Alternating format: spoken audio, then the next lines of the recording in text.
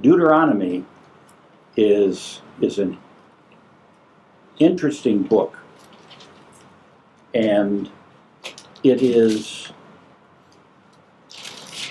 the first translation we had of Deuteronomy came from the Septuagint, and they called it Deuteronomy, which means second law, because some of the early translators thought that that's what it meant. It was the second law.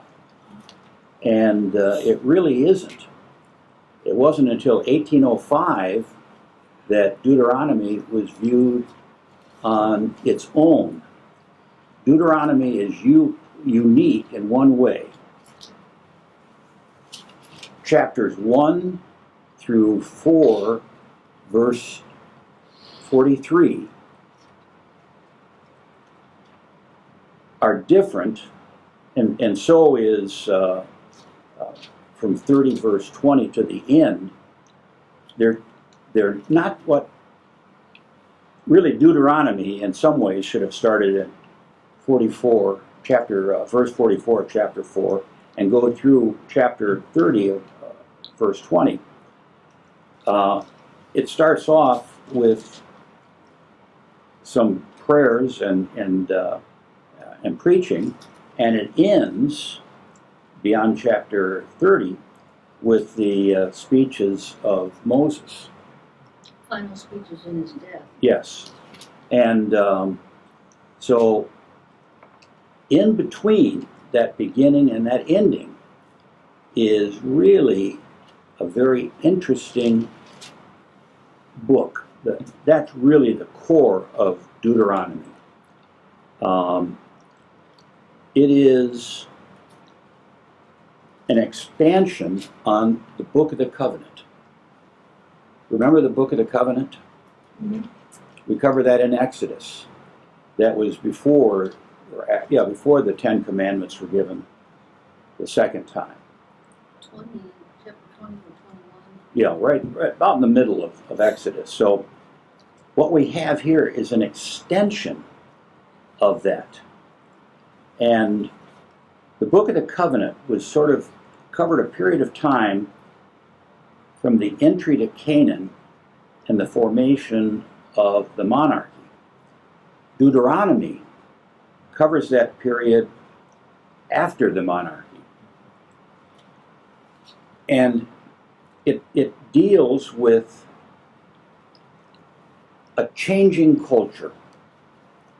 We saw this in our country here.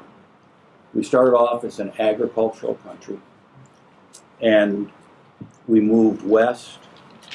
And what was the one thing that helped the move west? Steam engines. Trains. Laying track. And then we progressed from the taming of the West, you might say, to the Industrial Revolution. And everything went from agriculture to technology. So if we follow the Jews when they're wandering in those 40 years in the desert, they weren't building houses. They weren't establishing cities. They really couldn't do a lot of agricultural stuff because you plant crop and you move on. So when we get to that point where they have not yet gone into Canaan, they can now start raising crops. They're putting down roots. And all of a sudden, some of the things that were in the Book of the Covenant really didn't apply anymore. For example, the law of the year of release, that every 7 years you couldn't plant crops. Well, when they sort of got into their life in the Promised Land, we now have finance. And the question was, do you forgive loans in the 7th year? And people who are loaning money are saying, we can't apply that agricultural thing to finance. And because if we do that, then pretty soon kids with college loans are going to be saying, somebody's got to pay for our loan other than us. So when we see these people, they have to now start expanding the law. And apodictic, I think that's pronounced right, apodictic law is law that is firmly set. Thou shalt not kill. Boom. Apodictic. And then somebody says, well, hold on. What if it's an accident? And they said, oh, we never dealt with that before. So we started coming up with conditional laws. So what we're going to see as we get into chapter 4 and beyond in Deuteronomy is the church, Jewish, is now got to take that law that they had and figure out how they're going to live beyond that part. So it's going to be kind of interesting because we're going to see people acting differently. Thank you. So, so Kathy, are you ready to wow us? We can probably get through the part of this a little faster than we have with Exodus. Famous last words. Yeah.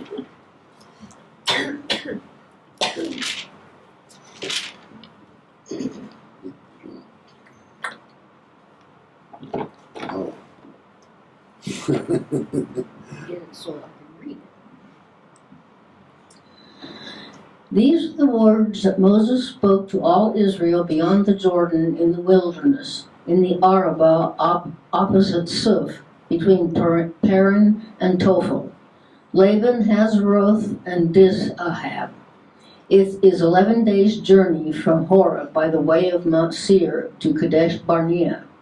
In the 40th year, on the first day of the 11th month, Moses spoke to the people of Israel according to all that the Lord had given him in commandment to them, after he had defeated Sihon, the king of the Amorites, who lived in Heshbon, and Og, the king of Bashan, who lived in Ashtaroth and in Edrei. Beyond the Jordan, in the land of Moab, Moses undertook to explain this law, saying, "The Lord our God said to us in Horeb, you have stayed long enough at this mountain. Turn and take your journey and go to the hill country of the Amorites and to all their neighbors in the Arabah, in the hill country, in the lowland, and in the Negev, and by the seacoast, the land of the Canaanites, and Lebanon as far as the great river, the river Euphrates. See, I have set the land before you. Go in, take possession of the land that the Lord swore to your fathers, to Abraham, to Isaac, and to Jacob, to give to them and to their offspring after them. At that time I said to you, I am not able to bear you by myself. The Lord your God has multiplied you, and behold, you are today as numerous as the stars of heaven. May the Lord, the God of your fathers, make you 1,000 times as many as you are now, and bless you, as he has promised you. How can I bear by myself the weight and burden of you and your strife? Choose for your tribes wise, understanding, and experienced men, and I will appoint them as your heads. And you answered me, the thing that you have spoken is good for us to do. So I took the heads of your tribes, wise, experienced men, and set them as heads over you, commanders of thousands, commanders of hundreds, commanders of 50s, commander of 10s, and officers throughout your tribes. And I charged your judges at that time, hear the cases between your brothers, and judge righteously between a man and his brother, or the alien who is with him. You shall not be partial in judgment. You shall hear the small and the great alike. You shall not be intimidated by anyone, for the judgment is God's. And the case that is too hard for you, you shall bring to me, and I will hear it. And I commanded you at that time all the things that you should do. Okay, let's pause for just a minute here. So here we have Moses preaching to on the plains of Moab, and he's telling these people, job's getting too much for me. So he starts organizing people, and this organization almost sounds military. You know, he's set them up, and I was not in the military, so, you know, Charles, you might know, but, you know, you have squadrons, platoons, divisions, you know, each brigades, you know, they each get bigger. And so what Moses has said here is, the job's too big for me. So what we're going to do is you're going to pick out leaders, and the Message says, I'm not sure what your translation said, Kathy. It says, I will commission them as your leaders. What verse? That's 13. And I will appoint them Okay. as your heads. See, to me, when you use the word commission, that sounds more like a militaristic, Mm-hmm.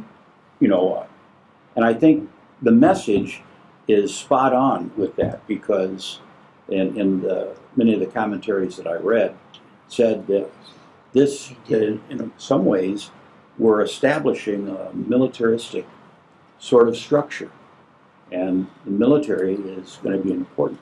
They're going to enforce the law, and we've not seen that prior to this. Now, there was one point where, you know, Moses said, I need some help.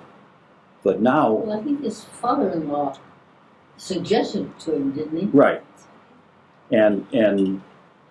But, you know, now Moses is actually saying, you pick out your leaders and I will commission them. So, Kathy, let's continue on. Verse 19. Yeah, no, I'm trying to get my page so I can turn it. Then we set out from Horeb and went through all that great and terrifying wilderness that you saw on the way to the hill country of the Amorites, as the Lord our God commanded us. And we came to Kadesh Barnea, and I said to you, you have come to the hill country of the Amorites, which the Lord our God is giving us. See, the Lord your God has set the land before you. Go up, take possession, as the Lord, the God of your fathers, has told you. Do not fear or be dismayed. Then all of you came near me and said, let us send men before us, that they may explore the land for us and bring us word again of the way by which we must go up. We don't have enough big words for you in there. I'm having trouble following the lines today. I don't know why. Must go up, and the cities into which we shall come. The thing seemed good to me, and I took 12 men from you, 1 man from each tribe. And they turned and went up into the hill country and came to the valley of Eshcol and spied it out. And they took in their hands some of the fruit of the land and brought it down to us, and brought us word again and said, it is a good land that the Lord our God is giving us. Yet you would not go up, but rebelled against the command of the Lord your God. And you murmured in your tents and said, because the Lord hated us, he has brought us out of the land of Egypt to give us into the hands of the Amorites, to destroy us.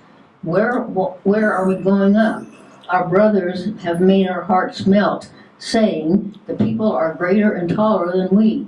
The cities are great and fortified up to heaven. And besides, we have seen the sons of Anakim there. Then I said to you, do not be in dread or be afraid of them. The Lord your God, who goes before you, will himself fight for you, just as he did for you in Egypt, before your eyes, and in the wilderness, where you have seen how the Lord your God carried you, as a man carries his son, all the way that you went until you came to this place. Yet in spite of this word, you did not believe the Lord your God, who went out before you in the way to seek you out, a place to pitch your tents, in fire by night and in cloud by day, to show you what way you should go. Okay, let's pause there for just a second. The Message has a great description, starting with 26. But then you weren't willing to go up. You rebelled against God, your God's plain word. You complained in your tents. God hates us. He hauled us out of Egypt in order to dump us among the Amorites. A death sentence for sure. How can we go up? We're trapped in a dead end. Our brothers took all the wind out of our sails, telling us the people are bigger and stronger than we are. Their cities are huge. Their defenses are massive. We even saw Anakite giants there. We don't hear about giants until we get back to David. Yeah. But, here they're talking about some big people. And the Message really, have we heard this complaining before? There were whiners back then? There were whiners back then? Yes. They've been whining for 40 years. Yeah, Since humanity was first conceived. Yeah. Here they are, and they're saying, well, we'd be better off back in Egypt. I'm surprised God didn't say pack a bag. Maybe he did. So, but anyway, the Message really lays it out in more abrupt language. So, okay. And the Lord heard your words and was angered, and he swore, not one of these men of this evil generation shall see the good land that I swore to give to your fathers, except Caleb the son of Jephunneh. He shall see it, and to him and to his children I will give the land on which he has trodden, because he has wholly followed the Lord. Even with me the Lord was angry on your account, and said, you also shall not go there. Joseph the son of Nun, who stands before you, he shall enter. Encourage him, for he shall cause Israel to inherit it. And as for your little ones, who you said would become prey, and your children, who today have no knowledge of good or evil, they shall go in there, and to them I will give it, and they shall possess it. But as for you, turn and journey into the wilderness in the direction of the Red Sea. Then you answered me, we have sinned against the Lord. We ourselves will go up and fight, just as the Lord our God commanded. And every one of you fastened on his weapons of war, and thought it easy to go up into the hill country. And the Lord said to me, say to them, do not go up or fight, for I am not in your midst, lest you be defeated by your enemies. So I spoke to you, and you would not listen, but you rebelled against the command of the Lord, and presumptuously went up into the hill country. Then the Amorites who lived in the hill country came out against you, and chased you as bees do, and beat you down in Seir as far as Hormah. And you returned and wept before the Lord, but the Lord did not listen to your voice or give ear to you. So you remained at Kadesh many days, the days that you remained there. Okay. They're still rebelling. Yep. And when God said, you are not getting in either, who do you think he's talking to? Moses. Moses never got into the promised land. Neither did Aaron. No. So But Caleb and Joshua did. So, here is sort of a precursor. Moses is not getting in, which is in some ways unfortunate because he put up with all this malarkey. Didn't he get in because he sinned against the Lord? Yeah, he didn't get in because at the second time he got water, he didn't do it the way the Lord said. Sinned against the Yeah. Lord, yeah. And so the Lord said, okay, you're not going in. You didn't do it the way I told you to. You know, we just never think of God as holding a grudge. Yeah. But, He doesn't forget. you know, when I look back over my life, you know, there were some things that I regret, but I think that they're not, I think God held a grudge. Remember when you... Yeah. So, but the message is really more blunt than your translation in talking about this stuff. You spoke up. We've sinned against God. We'll go up and fight, following the orders that God, our God, has commanded. You took your weapons and dressed for battle. You thought it would be easy, so easy going into those hills. But God said, tell them, don't do it. Don't go up to fight. I'm not with you. Your enemies will waste you. So, but you know, here we have the Israelites. They're outside the country. So, you know, we're getting a little bit of history, you know, in this story. And we would have had a lot of this history if we'd have read Numbers. And, you know, we may decide to go back to Numbers, but this really, I think, points out the country is just being founded. If you look back 1776 and the founding of our country, we had a lot of problems. Yeah, we do. I mean, and we still do. You know, but Well, didn't the Amorites see it as an invasion? oh, I'm sure, you know that, you know, this is our land. And more than likely they're saying, our God gave us this land. Yeah. And, you know, again, it's like that great scene from The Longest Day where Eisenhower is saying, I can't believe God's not on our side. And the German commandant is saying, I can't believe God's not on our side. So, you know, we always, you know. Both sides have people think God's on their side. That was Right. in the Civil War, too. Yes, but with the Germans, the God that was on the Allied side was the Anglican God. The Germans had the Lutheran God. Okay. Oh, he threw it out. Don't tell Pastor Lisa I said. Oh, she'll get back at you. Well, she listens to your Uh-oh. times every week, you know. Oh, does she? No, I just I didn't really mean that.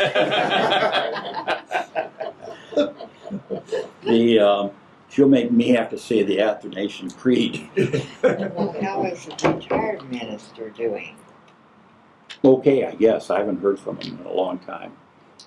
So, You know, one thing I think we miss, and I have a note from another Bible study, is this giving of the law was 40 years after the first giving. There again, we have the 40. mhm. Am I right or wrong? Yeah. But the Book of the Covenant fell in that between, and the Book of the Covenant was an expansion on the commandments.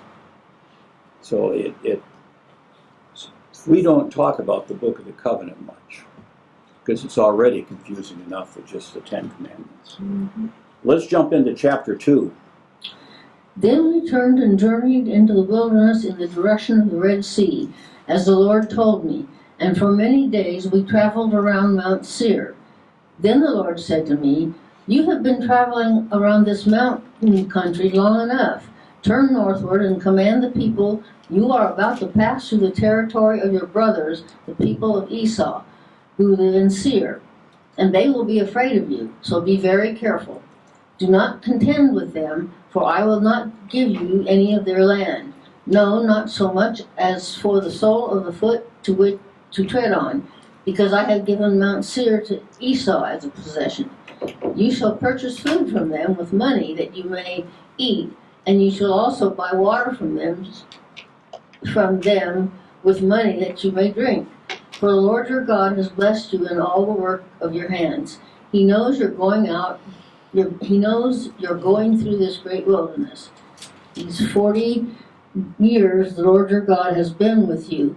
You have lacked nothing. So we went on, away from our brothers, the people of Esau, who live in Seir, from the Arabah road to Elath and Ezion Geber. And we turned and went in the direction of the wilderness of Moab. Just one quick moment. Now, here we've heard Esau was brought up again. And you remember who he was. Jacob's brother. Yeah. The hairy guy. Yeah, he was the hairy guy. And he ended up marrying someone who was Canaanite.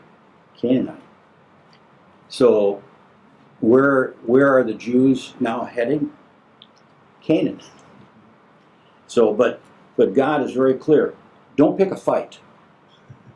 You know, and when I read this originally, I thought, that's interesting. He said, buy your food and buy your water. Where'd they get the money? That's what I was wondering. I mean, they've taken all the gold and used it to put around Attend a meeting. Temple. the tent of meeting. We're not to the temple yet. That's right, the tabernacle.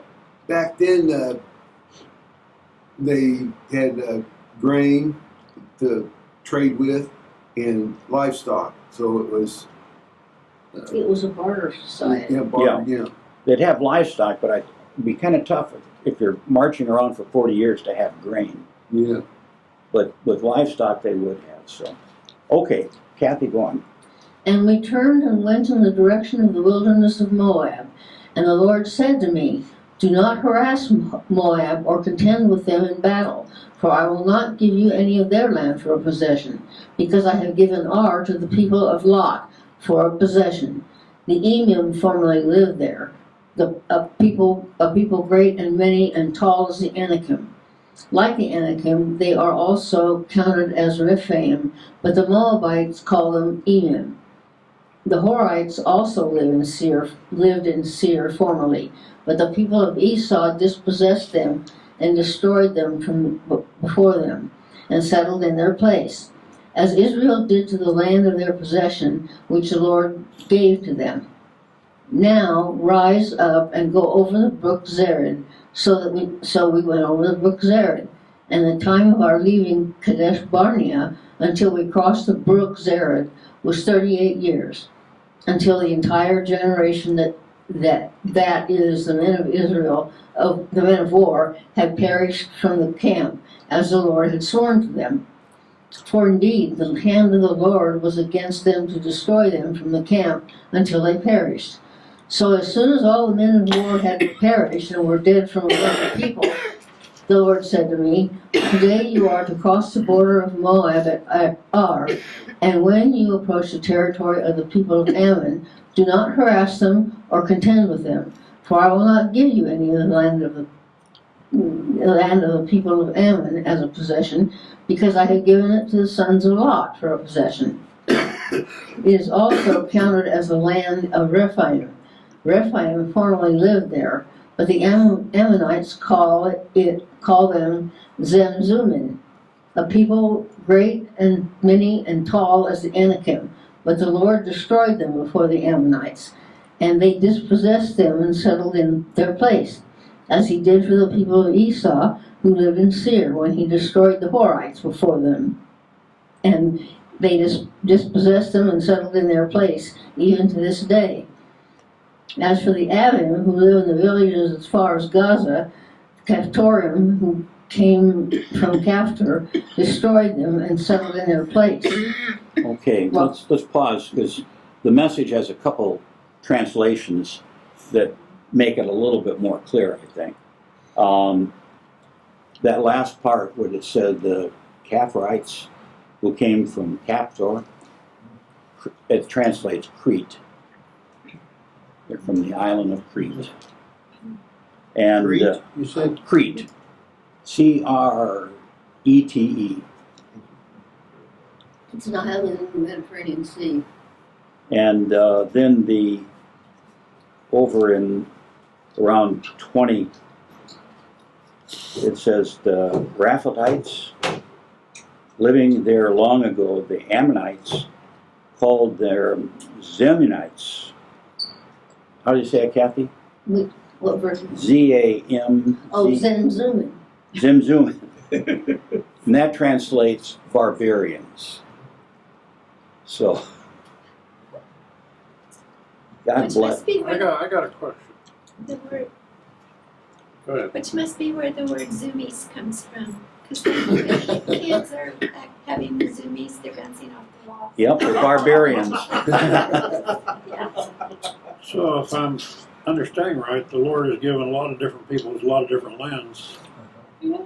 Mhm. Before, the Israelites think they're special, but the Lord has given other people Oh, yeah. lands also. Yeah, and all these people have some connection to the Jewish people. Yeah, I mean, Esau, Lot.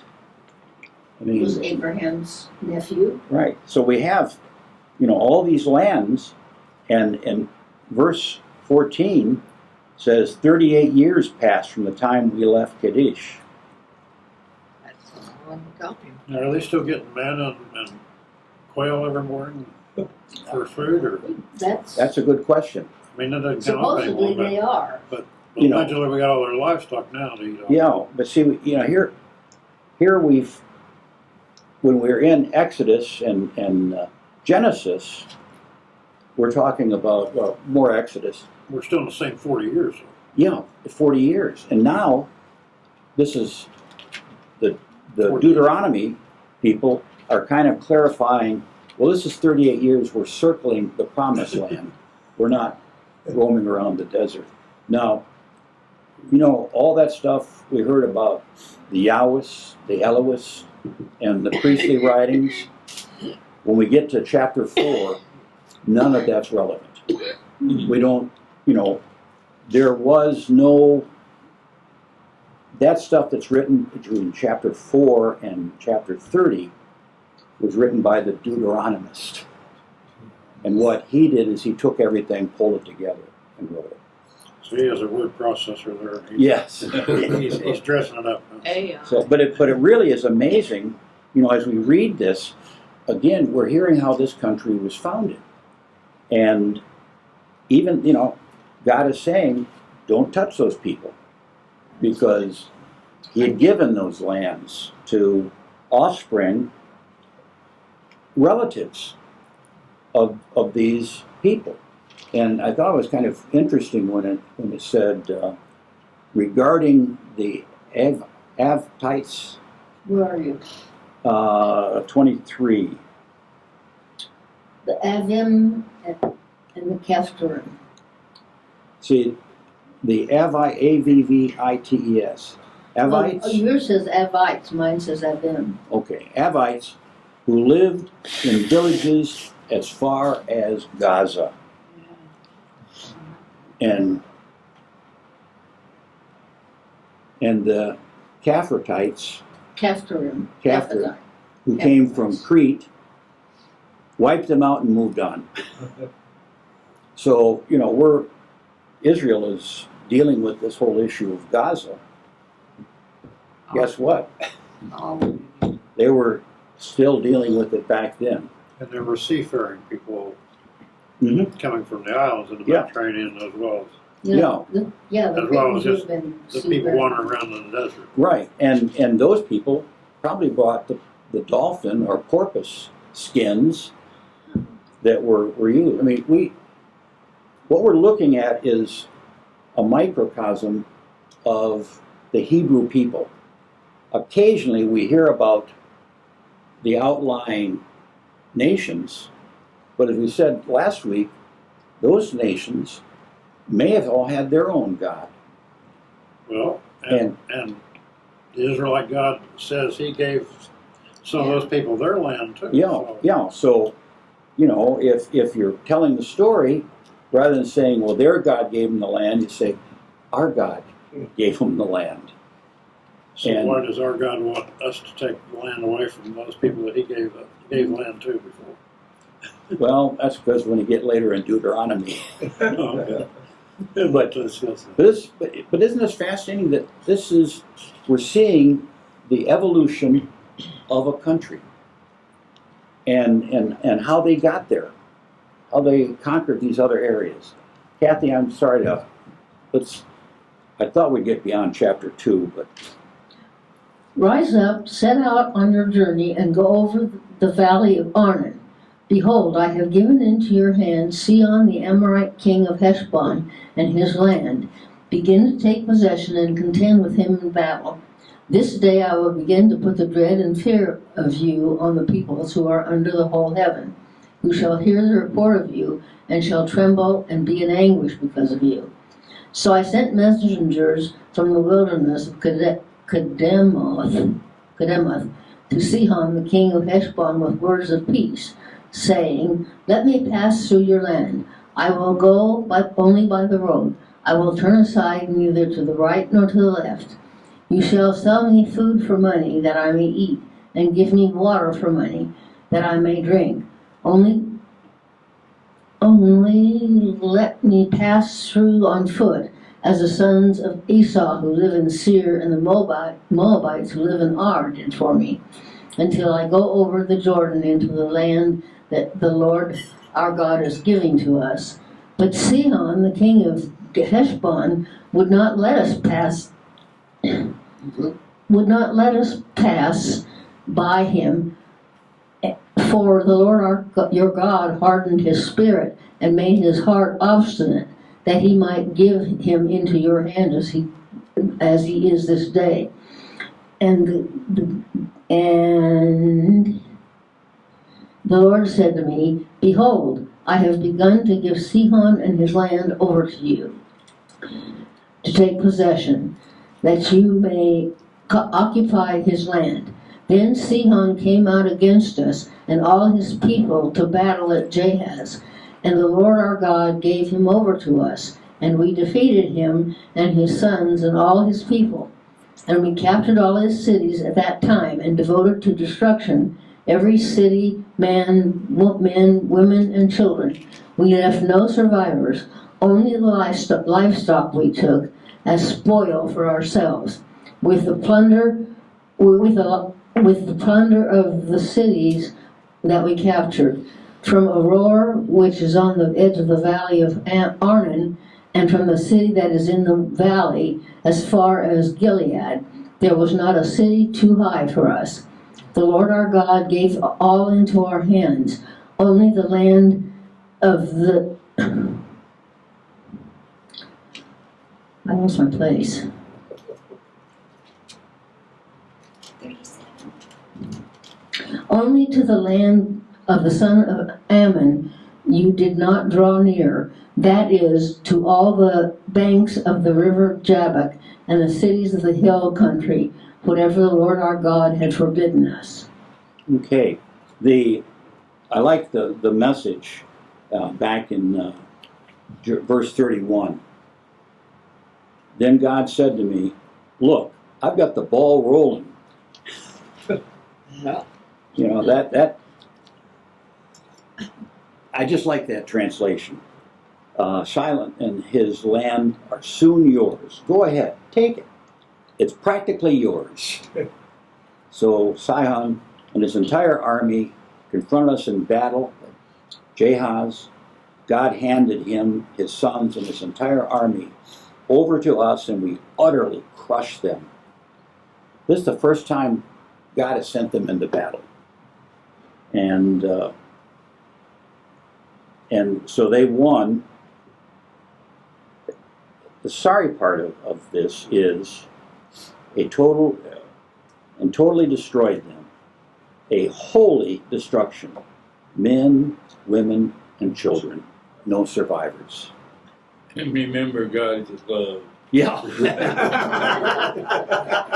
A God of love. I mean, you know, men, it doesn't bother me. Women, starting. Children, I got to draw the line there. But anyway, that's Deuteronomy for you. Yeah. Kathy, how fast do you think we can read through chapter 3? Well, I don't know, how long is it? Sure. Then we turned and went up the way to Bashan, and Og the king of Bashan came out against us, he and all his people, to battle at Edrei. But the Lord said to me, do not fear him, for I have given him and all his people and his land into your hand. And you shall do to him as you did to Sihon king of the Amorites, who lived at Heshbon. So the Lord our God gave into our hand Og also, the king of Bashan, and all his people. And we struck him down until he had no survivor left. And we took all his cities at that time. There was not a city we did not take from them. 60 cities, the whole region of Argob, the kingdom of Og of Bashan. All these were cities fortified with high walls, gates, and bars, besides very many unwalled villages. And we devoted them to destruction as we did to Sihon king of Heshbon, devoting to destruction every city, men, women, and children. But all the livestock and the spoil of those cities we took as our plunder. So we took the land at that time out of the hand of the 2 kings of the Amorites, who were beyond the Jordan, from the valley of the Arnon to Mount Hermon. The Sidonians call Hermon Sirion, while the Amorites call it Senir. And all Bashan, as far as Salekah and Edrei, cities of the kingdom of Og and Bashan. For only Og, the king of Bashan, was left of the remnant of the Rephaim. Behold, his bed was a bed of iron. Is it not in Rabbah of the Ammonites? 9 cubits was its length, and 4 cubits its breadth, according to the common cubit. When we took possession of this land at that time, I gave to the Reubenites and the Gadites the territory beginning at Auror, which is on the edge of the valley of the Arnon, and half the hill country of Gilead with its cities. The rest of Gilead, all Bashan and the kingdom of Og, that is, all the region of Argob, I gave to the half-tribe of Manasseh, the land of Rephaim. Jair the Masonite took all the region of Argob, that is, Bashan, as far as the border of the Geshurites and the Maacathites, and called the villages after his own name, Havoth Jar, as it is today. To Machir I gave Gilead, and to the Reubenites and the Gadites I gave the territory from Gilead as far as the valley of the Arnon, with the middle of the valley, with the middle of the valley as the border for the Ammonites, the Arabah also with the Jordan as the border from Chinnereth as far as the sea of the Arabah, the Salt Sea, under the slopes of Pisgah on the east. Okay, this 1 minute. The message gives us the dimensions in English, that the bed was made of iron over 13 feet long and 6 feet wide. So he was a big guy. Huge. He could probably play basketball for the NBA. Those guys always have a problem when they travel, that they don't have beds big enough for them. When it says the Arabah, the Salt Sea, that means the Dead Sea. Right. You know, the message says the Salt Sea or the Dead Sea. Okay. And I commanded you at that time, saying, the Lord your God has given you this land to possess. All your men of valor shall cross over armed before your brothers, the people of Israel. Only your wives, your little ones, and your livestock, I know that you have much livestock, shall remain in the cities that I have given you, until the Lord gives rest to your brothers, as to you. The Lord, and they also occupy the land that the Lord your God gives them beyond the Jordan. Then each of you may return to his possession, which I have given you. And I have commanded Joshua at that time, your eyes have seen all that the Lord your God has done to these 2 kings. So will the Lord do to all the kingdoms into which you are crossing. You shall not fear them, for it is the Lord your God who fights for you. And I pleaded with the Lord at that time, saying, O Lord, you have only begun to show your servant your greatness and your mighty hand. For what God is there in heaven or on earth who can do such works and mighty acts as yours? Please let me go over and see the good land beyond the Jordan, that good hill country and Lebanon. But the Lord was angry and said to me,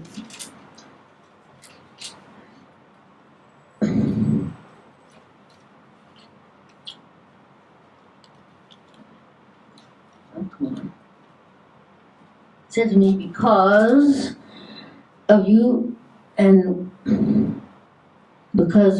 would not listen to me. And the Lord said to me, enough from you. Do not speak to me of this matter again. Go up to the top of Pisgah and lift up your eyes westward and northward and southward and eastward, and look at it with your eyes. For you shall not go over this Jordan, but charge Joshua and encourage and strengthen him, for he shall go over at the head of the people, and he shall put them in possession of the land that you see. So we remain in the valley opposite Beth Peor. Okay.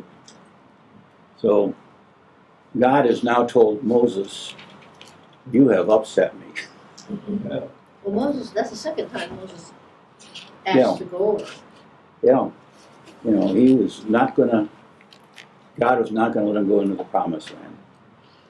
Which is interesting because he was part of that promise to Abraham. And so, I don't know why, we never know why God makes the decisions he makes. We've had 2.5 chapters where God's saying, you're going to pass through this territory. Tell them you're going to stay on the road and you're not going to trespass to the right or to the left. They are living in the land I gave them.